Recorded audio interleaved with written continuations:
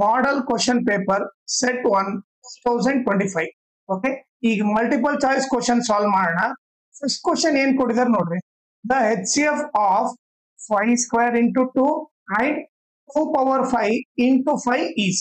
ಈಗ ಅವ್ರು ಎರಡು ನಂಬರ್ ಕೊಟ್ಟಿದ್ದಾರೆ, ಒಂದು 5 ಸ್ಕ್ವೇರ್ ಇಂಟು 2, ಇನ್ನೊಂದು ನಂಬರ್ ಬಂದ್ಬಿಟ್ಟು 2 power 5 into 5.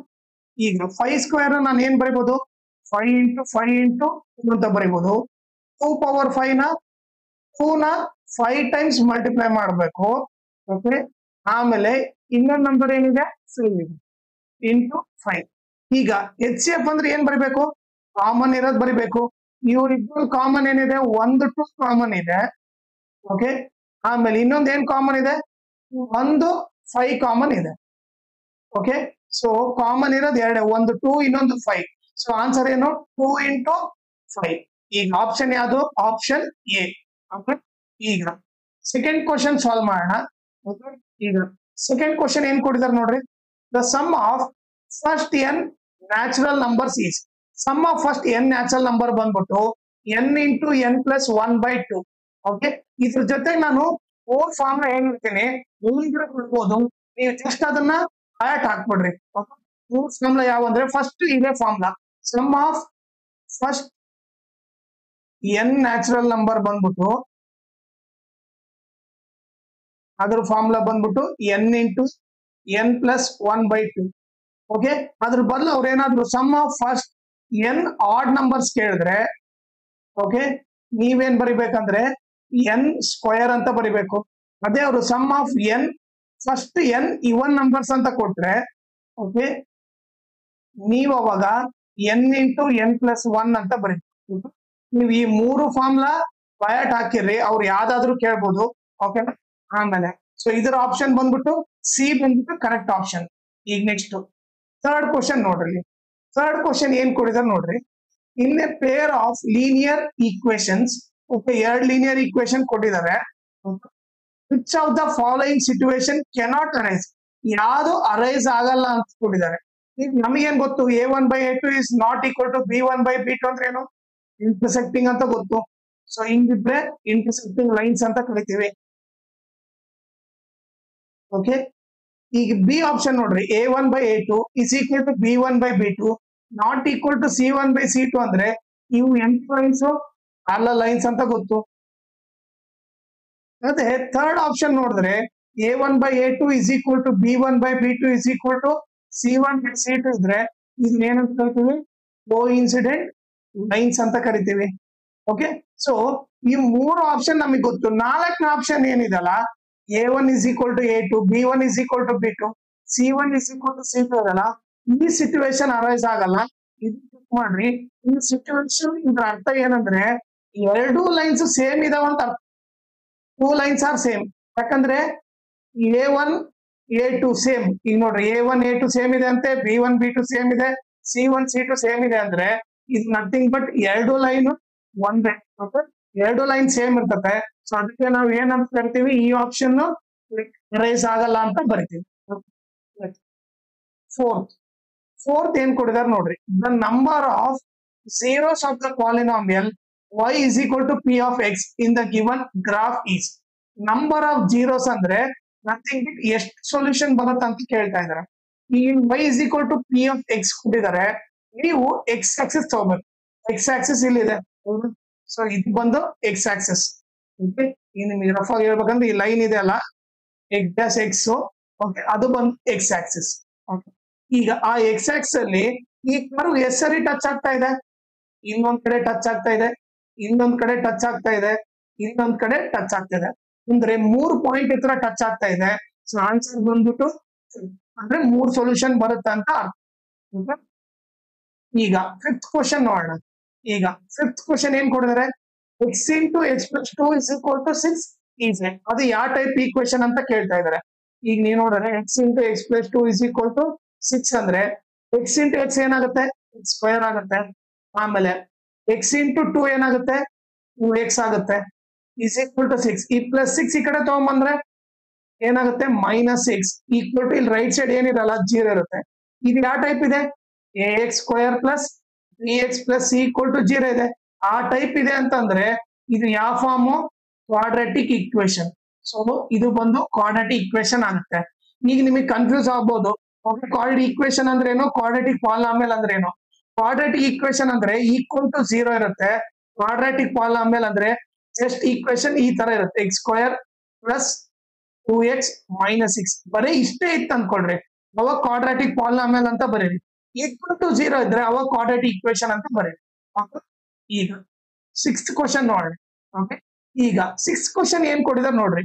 In figure triangle P Q R is similar to triangle A B C ಅಂತ ಕೊಟ್ಟಿದ್ದಾರೆ. ಈಗ ನೆಕ್ಸ್ಟ್ ಏನ್ ಕೇಳ್ತಾ ಇದ್ದಾರೆ, the pair of corresponding sides in the following is. Diagram ಅವರೇ ಕೊಟ್ಟಿದ್ದಾರೆ. ಓಕೆ, ನಾನೇನ್ ಮಾಡ್ತೀನಿ, ಈಗ ಸಿಮಿಲರ್ ಇದೆ ಹೌದಾ. ಸೊ ಸಿಮಿಲರ್ ಇದ್ರೆ ಅರ್ಥ ಏನು, ಎರಡು ಟ್ರಯಾಂಗಲ್ ಸಿಮಿಲರ್ ಇದಾವ ಅಂತಂದ್ರೆ ಎರಡು ಟ್ರಯಾಂಗಲ್ ಬರ್ಕೊಂತೀನಿ. ಓಕೆ, ಸಿಮಿಲರ್ ಅಂದ್ರೆ ಇಲ್ಲಿ ಫಸ್ಟ್ ಏನಿದೆ ಪಿ ಇದೆ, ನಾನು ಇಲ್ಲಿ ಪಿ ಬರ್ದ್ರೆ ಪಿ ಜಾಗದಲ್ಲಿ ಇಲ್ಲಿ ಫಸ್ಟ್ ಏನಿದೆ ಎ, ನಾನು ಇಲ್ಲಿ ಎ ಬರಿಬೇಕಂತ ಅರ್ಥ. ಸೆಕೆಂಡ್ ಏನಿದೆ ಕ್ಯೂ, ಕ್ಯೂ ನಾನು ಲೆಫ್ಟ್ ಸೈಡ್ ಬರ್ದ್ರೆ ಇಲ್ಲಿ ಸೆಕೆಂಡ್ ಬಿ ಇದೆ ಅಲ್ಲ, ಅದನ್ನ ನಾನು ಇಲ್ಲಿ ಲೆಫ್ಟ್ ಸೈಡ್ ಬರಿಬೇಕು. ಈಗ ಆರು ನಾನು ಇಲ್ಲಿ ರೈಟ್ ಸೈಡ್ ಬರ್ದ್ರೆ ಥರ್ಡ್ ಇದೆ, ಇಲ್ಲಿ ಥರ್ಡ್ ಏನಿದೆ ಸಿ ಇದೆ, ಅದನ್ನ ನಾನು ರೈಟ್ ಸೈಡ್ ಬರಿಬೇಕು.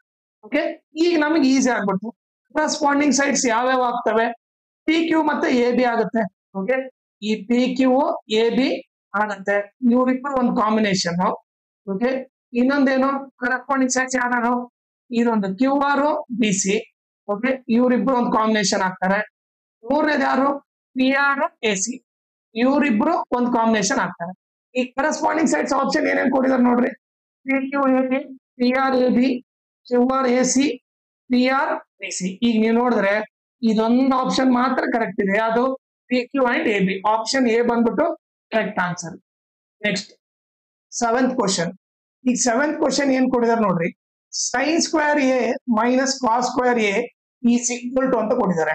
ಈಗ ನಮಗೇನ್ ಗೊತ್ತು, sine square A plus cos square A ಅಂತ ಕೊಟ್ಟಿದ್ರೆ ಓಕೆ, ನಾವು ಜಸ್ಟ್ ಈಕ್ವಲ್ ಟು 1 ಅಂತ ಬರ್ದ್ಬಿಡ್ತಿದ್ವಿ. ಇಲ್ಲಿ ಮೈನಸ್ ಇದೆ.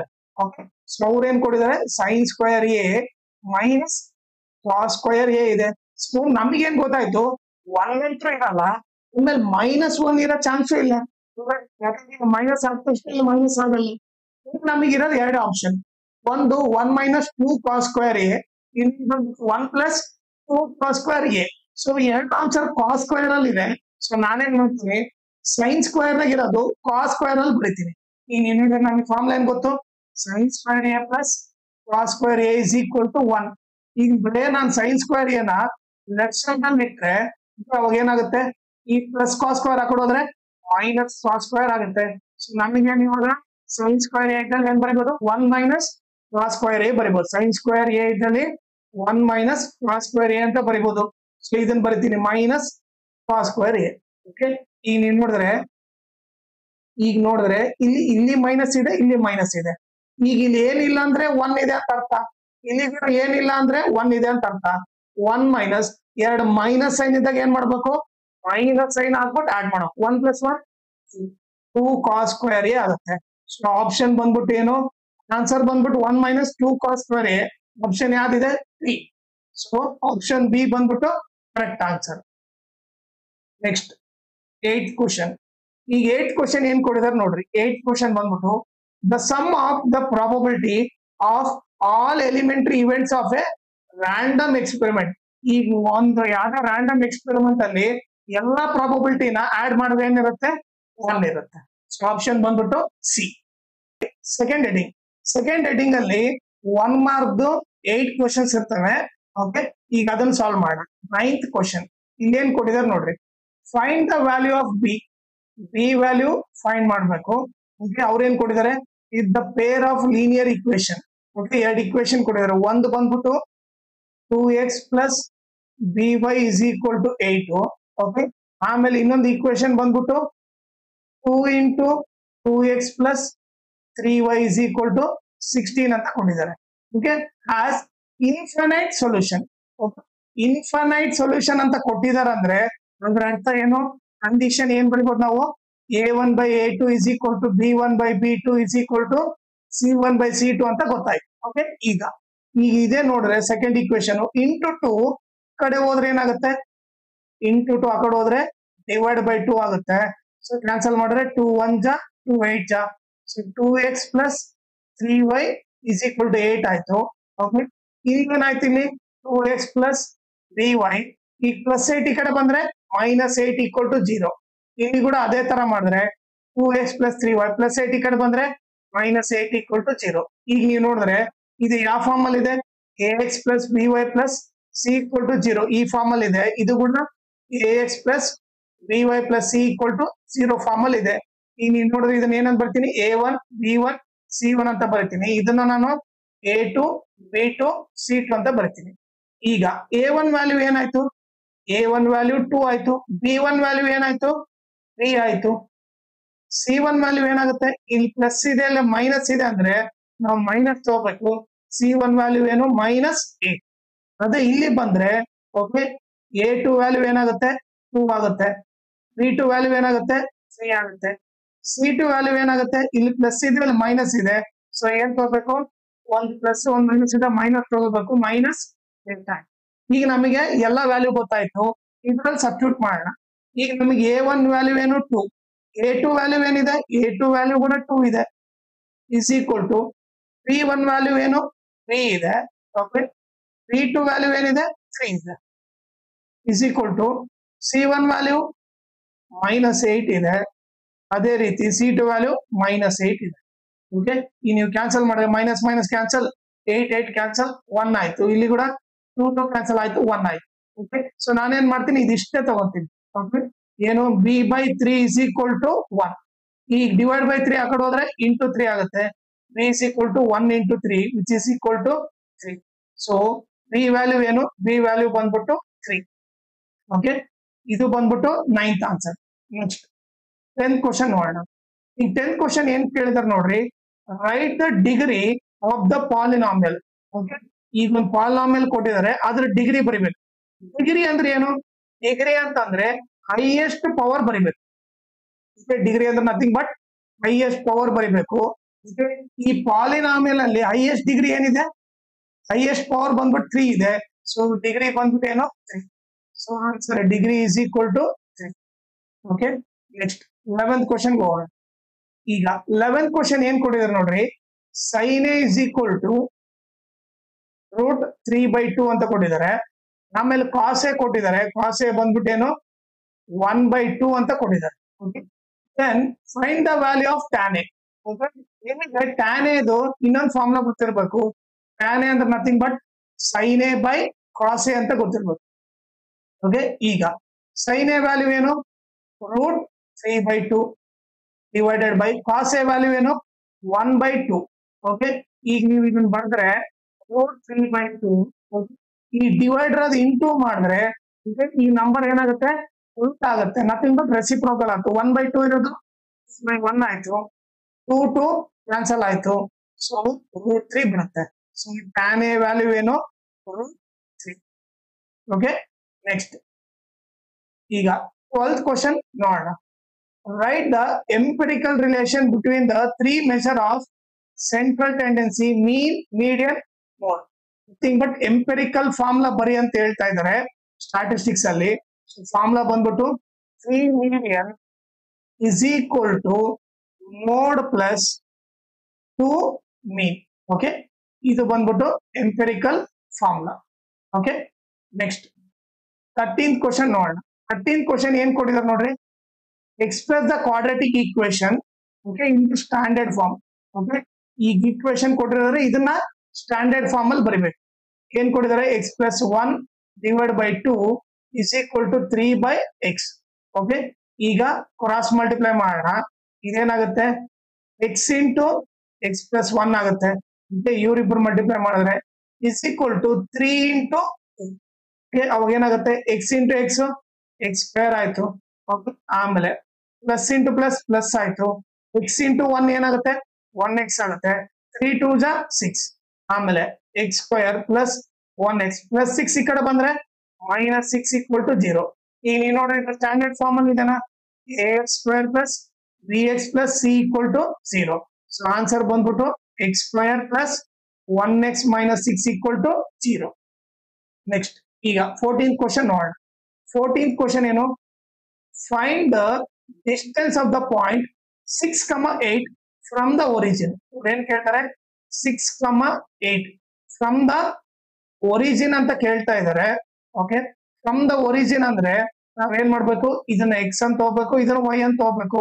ಓಕೆ, ನಮಗೆ distance from the origin formula ಏನು? a is equal to x square plus y square.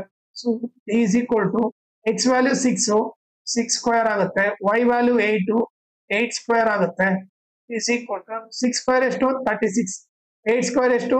64, 64 plus 36 ಎಷ್ಟು? 100 ಆಗುತ್ತೆ. ರೂಟ್ 100 ಅಂದ್ರೆ ನಥಿಂಗ್ ಬಿಟ್. ಸೊ ಡಿ ವ್ಯಾಲ್ಯೂ ಏನು? 10. ಸೊ ಡಿಸ್ಟೆನ್ಸ್ ಬಂದ್ಬಿಟ್ಟು ಎಷ್ಟು? 10 ಅಂತ ಬರೀರಿ. ನೆಕ್ಸ್ಟ್ 15 ಕ್ವಶನ್ ನೋಡೋಣ. ಓಕೆ, ಈಗ ಇಲ್ಲೇನ್ ಕೊಟ್ಟಿದ್ದಾರೆ ನೋಡ್ರಿ, ಇನ್ ದ ಫಿಗರ್ ಅವರೇ ಫಿಗರ್ ಕೊಟ್ಟಿದ್ದಾರೆ. Triangle POQ similar to triangle ROS.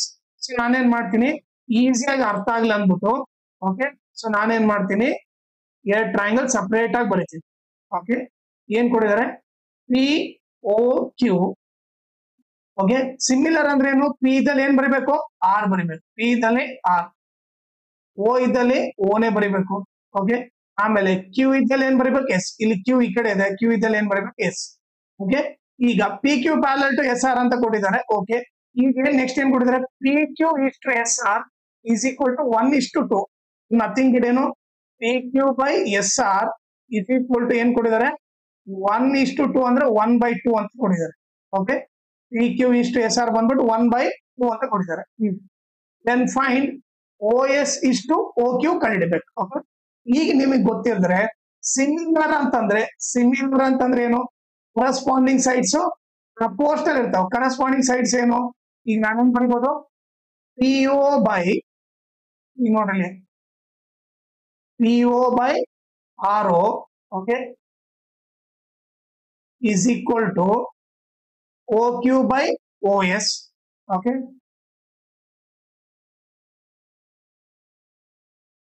ಇನ್ನೊಂದೇನು? PQ by RS. Okay, PQ by RS. ಓಕೆನಾ? ಈಗ ಇದನ್ನ ಯಾಕೆ ಬರ್ದೆ ಅಂತಂದ್ರೆ, ನಮಗೇನು ಸಿಮಿಲರ್ ಅಂತಂದ್ರೆ ನಥಿಂಗ್ ಬಟ್ ಏನು? ಕರಸ್ಪಾಂಡಿಂಗ್ ಸೈಡ್ಸ್ ಆರ್ ಪ್ರಪೋರ್ಷನಲ್ ಅಂತ ಗೊತ್ತಿರ್ಬೇಕು. ಸಿಮಿಲರ್ ಕೊಟ್ಟನ್ ಅಂದ್ರೆ ಏನು? ಕರಸ್ಪಾಂಡಿಂಗ್ ಸೈಡ್ಸ್ ಆರ್ ಪ್ರಪೋರ್ಷನಲ್ ಅಂತ ಗೊತ್ತಿರ್ಬೇಕು. ಓಕೆ, ಈಗ ನೀವು ನೋಡಿದ್ರೆ PQ by SR ಕೊಟ್ಟಿದ್ರು, ಹೌದಾ? PQ by SR. ಈಗ ನೀವು ನೋಡಿದ್ರೆ PQ by ಇಲ್ಲಿ RS ಇದೆ, SR ಅಂದ್ರೂ ಒಂದೇ, RS ಅಂದ್ರೂ ಒಂದೇ. ಸೊ ಇಲ್ಲಿ ಏನ್ ಬರಿಬಹುದು ನಾನು? PQ by RS ನ 1/2 ಅಂತ ಬರಿಬಹುದು. ಓಕೆ, ಈಗ ನನಗೇನ್ ಬೇಕು? OS is to OQ. Okay, nothing it, ನನಗೆ OS by OQ ಬೇಕು. ಓಕೆ, ಈಗ ನೀವು ನೋಡಿದ್ರೆ ನಮಗೆ OS by OQ ಬೇಕು. ಇದನ್ನ ಇಟ್ಕೊಂತೀನಿ, ಇದನ್ನ ನಮಗೆ ಬೇಕಿಲ್ಲ, ಇದನ್ನ ಬಿಟ್ಬಿಡ್ತೀನಿ. ಸೊ ಇವಾಗ ನಾನು ಏನ್ ಬರಿಬಹುದು? ಇಲ್ಲಿ ಬರೀತೀನಿ OQ by OS is equal to 1/2. Okay, OQ by OS is equal to 1/2 ಅಂತ ಬರೀಬಹುದು. ಬಟ್ ನನಗೆ ಬೇಕಾಗಿರೋದು OS by OQ. ಇದನ್ನ ಉಲ್ಟು ಬರೀತೀನಿ, OS by OQ. ಇದನ್ನ ರೆಸಿಪ್ರೋಕಲ್ ಮಾಡಿದ್ರೆ ಅವಾಗ ಇದು ಕೂಡ ರೆಸಿಪ್ರೋಕಲ್ ಮಾಡ್ಬೇಕು. 1/2 ಇರೋದು ಏನಾಗುತ್ತೆ? 2/1 ಆಗುತ್ತೆ. ಅವ್ರು ಕೇಳಿರೋದೇನು? OS is to OQ. So 2/1 ಅಂದ್ರೆ ನಥಿಂಗ್ ಬಟ್ 2:1. ಸೊ ಆನ್ಸರ್ ಬಂದ್ಬಿಟ್ಟು 2:1 ಅಂತ ಬರೀರಿ. Okay, next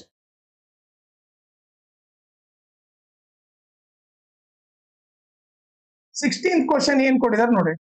the circumference of the circular base of A cylinder is 44 centimetre.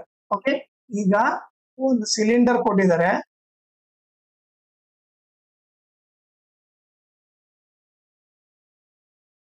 Okay, ಅವ್ರು ಏನ್ ಕೇಳಿದಾರೆ ನೋಡ್ರಿ, circumference of the circular base ಅಂತ ಕೊಟ್ಟಿದ್ದಾರೆ.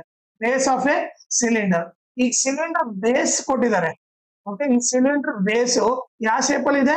ಸರ್ಕಲ್ ಶೇಪ್ ಅಲ್ಲಿ ಇದೆ. ಸರ್ಕಲ್ ಶೇಪ್ ಗೆ ಸರ್ಕಂಫರೆನ್ಸ್ ಕೊಟ್ಟಿದ್ದಾರೆ.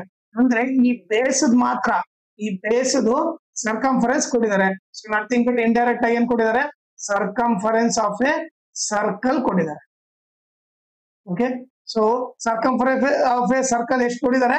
44 ಕೊಟ್ಟಿದ್ದಾರೆ. ಓಕೆ, ಈಗ ನಿಮಗ್ ಗೊತ್ತಿದ್ರೆ ಸರ್ಕಂಫರೆನ್ಸ್ ಆಫ್ ಎ ಸರ್ಕಲ್ ಏನು? 2πr ಕೊಟ್ಟಿದ್ದಾರೆ. ಎಷ್ಟು? 44 ಅಂತ ಕೊಟ್ಟಿದ್ದಾರೆ. ಈಗ ಹೈಟ್ ಬಂದ್ಬಿಟ್ಟು ಎಷ್ಟು? 10 ಅಂತ ಕೊಟ್ಟಿದ್ದಾರೆ, ಹೈಟ್ ಬಂದ್ಬಿಟ್ಟು 10. ಓಕೆ, ನಮಗೆ 2πr ಅಂದ್ರೆ ಏನು 44 ಅಂತ ಗೊತ್ತು. ಈಗ ನಮಗೆ ಏನ್ ಕೇಳ್ತಾ ಇದ್ದಾರೆ, find the curved surface area of A cylinder. So nothing but CSA of cylinder ಕೇಳ್ತಾ ಇದ್ದಾರೆ. CSA ಆಫ್ ಸಿಲಿಂಡರ್ ಫಾರ್ಮ್ ಏನು, 2πrh. ಈಗ ನೀವು ನೋಡಿದ್ರೆ 2πr ವ್ಯಾಲ್ಯೂ ಅವರೇ ಕೊಟ್ಬಿಟ್ಟಿದ್ದಾರೆ, ಎಷ್ಟು 44 ಕೊಟ್ಟಿದ್ದಾರೆ, ಅದನ್ನ 44 ಬರೀತೀನಿ. ಈಗ ಹೈಟ್ ವ್ಯಾಲ್ಯೂ ಎಷ್ಟು 10. ಸೊ 44 ಇಂಟು 10 ಏನಾಗುತ್ತೆ 444 ಸೆಂಟಿಮೀಟರ್ ಕೊಟ್ಟಿದ್ದಾರೆ. ಅಂದ್ರೆ ನಾವೇನ್ ಬರೀಬೇಕು, ಇಲ್ಲಿ ಏರಿಯಾ ಆಗಿರೋದ್ರಿಂದ ಕರ್ವ್ಡ್ ಸರ್ಫೇಸ್ ಏರಿಯಾ ಅಂತ ನಾವ್ ಯಾವಾಗಲೂ 100 ಸೆಂಟಿಮೀಟರ್ ಕೊಟ್ರೆ ನಾವು ಸೆಂಟಿಮೀಟರ್ ಸ್ಕ್ವೇರ್ ಅಂತ ಬರೀಬೇಕು. ಇದು ಬಂದ್ಬಿಟ್ಟು CSA ಆಫ್ ಸಿಲಿಂಡರ್. ಓಕೆನಾ. ಆಮೇಲೆ ಇದ್ರ ಜೊತೆಗೆ ಇನ್ನೊಂದು ಇಂಪಾರ್ಟೆಂಟ್ ಥಿಂಗ್ ಏನಂದ್ರೆ, ಈ ವಿಡಿಯೋದಲ್ಲಿ ಓಕೆ ನಾನು ನಿಮಗೆ Instagram channel link, Telegram channel link, ಆಮೇಲೆ ಮ್ಯಾಥ್ಸ್ ಮಾಡಲ್ ಕ್ವಶನ್ ಪೇಪರ್ 2 ಬಿಟ್ಟಿದ್ದಾರೆ. ಒಂದ್ ಸೆಟ್ 1, ಇನ್ನೊಂದು ಸೆಟ್ 2. ಅವು ಎರಡರದ್ದು ಪ್ಲೇ ಲಿಸ್ಟ್ ಲಿಂಕ್ ಇದ್ರಲ್ಲಿ ಹಾಕಿರ್ತೀನಿ, ಅದನ್ನ ನೀವು ರೆಫರ್ ಮಾಡ್ರಿ. ಓಕೆ, 2 ಮಾಡಲ್ ಕ್ವಶನ್ ಪೇಪರ್ ಇದೆ, ಅವು ಎರಡನ್ನ ರೆಫರ್ ಮಾಡ್ರಿ. ಓಕೆ, ಆಮೇಲೆ ನೀವು ಇನ್ಸ್ಟಾಗ್ರಾಮ್ ಮತ್ತೆ ಟೆಲಿಗ್ರಾಮ್ ಚಾನಲ್ ಫಾಲೋ ಮಾಡೋದ್ರಿಂದ ಅಡ್ವಾಂಟೇಜ್ ಏನಂದ್ರೆ, ನಿಮ್ಗೆ ಏನಾದ್ರು ಡೌಟ್ ಇದ್ರೆ ನೀವು ಪರ್ಸನಲ್ ಆಗಿ ಮೆಸೇಜ್ ಮಾಡ್ಬಿಟ್ಟು ನಿಮ್ ಡೌಟ್ ಕ್ಲಾರಿಫೈ ಮಾಡ್ಕೋಬಹುದು. ಆಮೇಲೆ ಏನಾದ್ರೂ ಅಪ್ಡೇಟ್ ಇದ್ರೆ, ಕ್ವಶನ್ ಪೇಪರ್ ಸಾಲ್ವ್ ಮಾಡಿರೋದು, ಈಗ ನೋಟ್ಸ್ ಕೊಟ್ರೆ ಅಪ್ಡೇಟ್ ಇದ್ರೆ ಇಮಿಡಿಯೇಟ್ ಆಗಿ ಗೊತ್ತಾಗುತ್ತೆ. ಸೊ ಅದಕ್ಕೋಸ್ಕರ ಇನ್ಸ್ಟಾಗ್ರಾಮ್ ಮತ್ತೆ ಟೆಲಿಗ್ರಾಮ್ ಚಾನಲ್ ಫಾಲೋ ಮಾಡಿ.